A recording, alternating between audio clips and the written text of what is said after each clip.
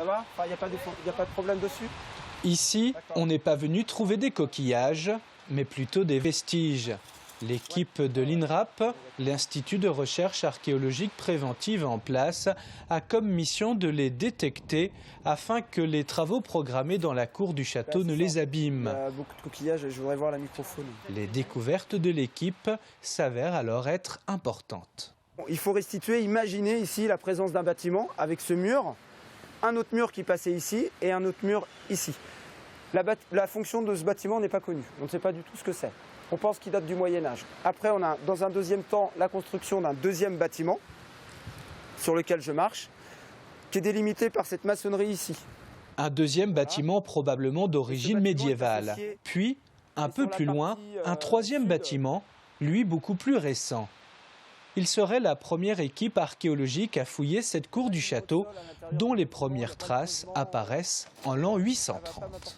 Les découvertes, elles sont nombreuses et parfois inédites, puisqu'on a découvert notamment des bâtiments, un bâtiment du moins du XIIIe siècle, dont on ignorait totalement l'existence.